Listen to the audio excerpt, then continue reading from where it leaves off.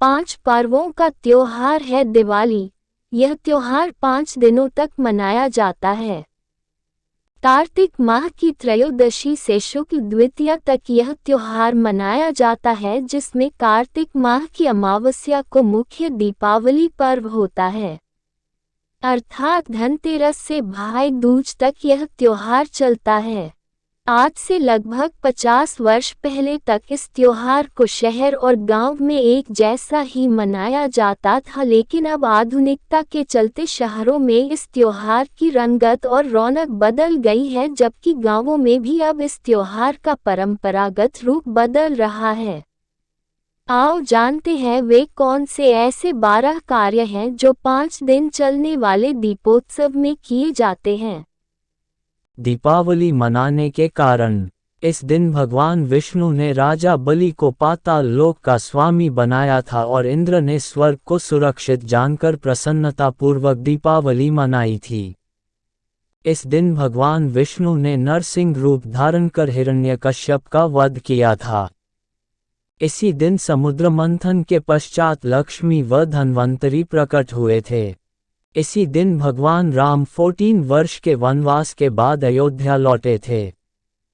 इस दिन के ठीक एक दिन पहले श्री कृष्ण ने नरकासुर नामक राक्षस का वध किया था। यह दिन भगवान महावीर स्वामी का निर्वाण दिवस भी है। गौतम बुद्ध के अनुयायियों ने 2500 वर्ष पूर्व गौतम बुद्ध के स्वागत में लाखों दीप जलाकर दीपावली मनाई थी। इसी दिन उज्जैन के सम्राट विक्रमादित्य का राजतिलक हुआ था। इसी दिन गुप्तवंशीय राजा चंद्रगुप्त विक्रमादित्य ने विक्रम संवत की स्थापना करने के लिए धर्म, गणित तथा ज्योतिष के दिग्गज विद्वानों को आमंत्रित कर मुहूर्त निकलवाया था। इसी दिन अमृतसर में 1577 में स्वर्ण मंदिर का शिलान्यास हुआ था। दिवाली ही के दिन सिखों के छठे गुरु हरगोबिंद सिंह जी को कारागार से रिहा किया गया था। इसी दिन आर्य समाज के संस्थापक महर्षि दयानंद सरस्वती का निर्वाण हुआ था। इस दिन से नेपाल संवत में नया वर्ष आरंभ होता है। उक्त सभी कारणों से हम दीपावली का त्योहार है। लिपाए पुताए और नए कपड़े।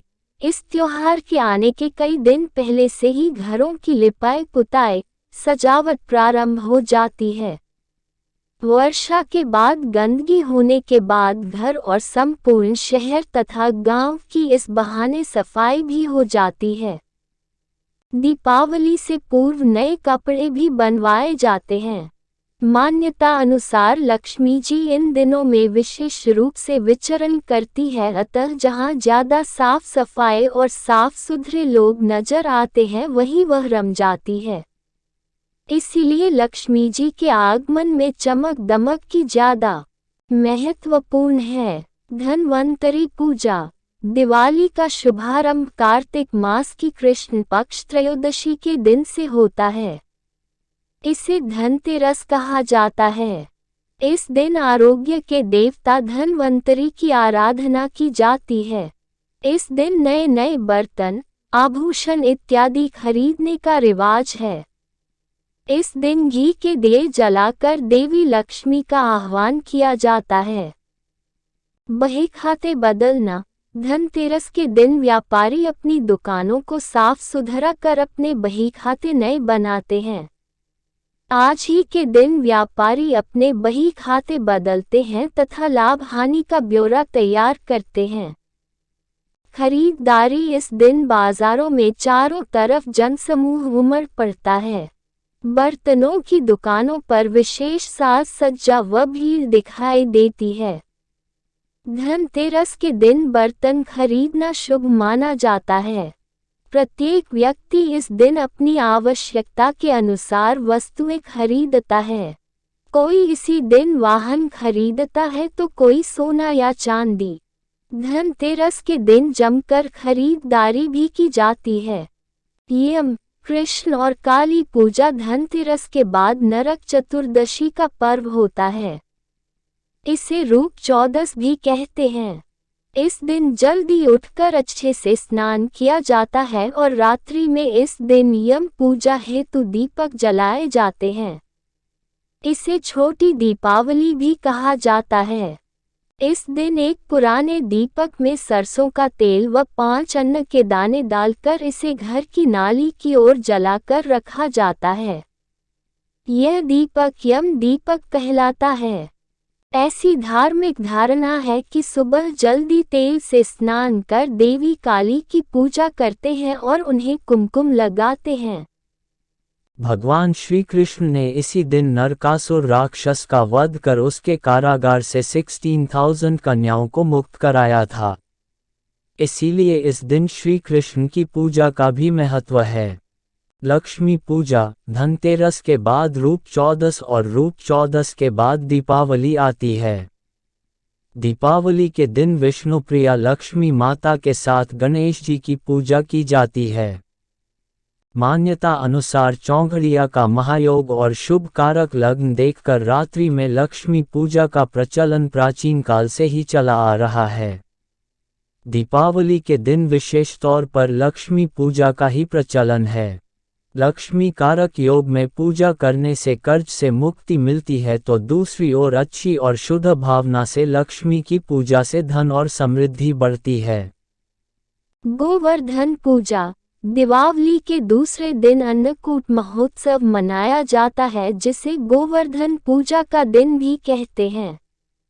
यह दिवाली की श्रृंखला में चौथा उत्सव होता है।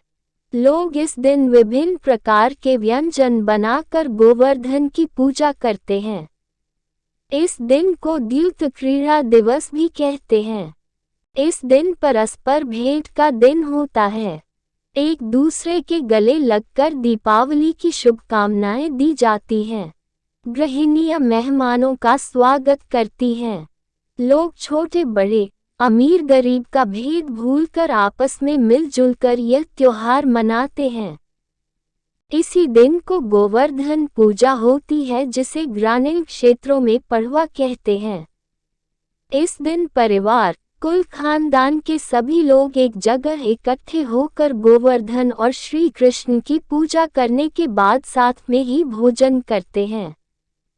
लोग गायों के गोबर से अपनी दहलीज पर गोवर्धन बनाकर पूजा करते हैं।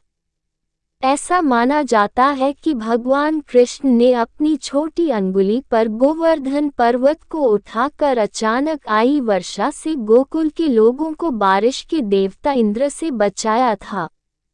आजकल शहरों में यह पूजा नहीं की जाती, लेकिन मेल मिलाप किया जाता है। भाई दूज। शुक्ल द्वितीया को भाई दूज या भैया दूज का त्योहार मनाया जाता है। रक्षा बंधन पर भाई अपनी बहन को अपने घर बुलाकर राखी का त्योहार मनाता है, जबकि भाई दूज के दिन विवाहित बहन अपने भाई को अपने घर बुलाकर भोजन आदि कराकर उसे मिठाई आदि देती है। यह दीपोत्सव का 5वां और अंतिम दिन होता है। इसे यम द्वितीया भी कहते हैं। ये भाई बहनों का त्योहार होता है। मान्यता है कि यदि इस दिन भाई और बहन यमुना में स्नान करें तो यमराज निकट नहीं फटकता। चाहे भाई कितना ही व्यस्त हो, इस दिन आशीर्वाद लेने के लिए वह अपनी बहन के घर जाकर टीका जरूर लगवाता है। मजेदार पकवान। आजकल त्योहारों से गायब हो रहे हैं पारंपरिक व्यंजन। अब लोग बनी बनाई मिठाई और पकवान ले जाते हैं और बांट देते हैं, जो कि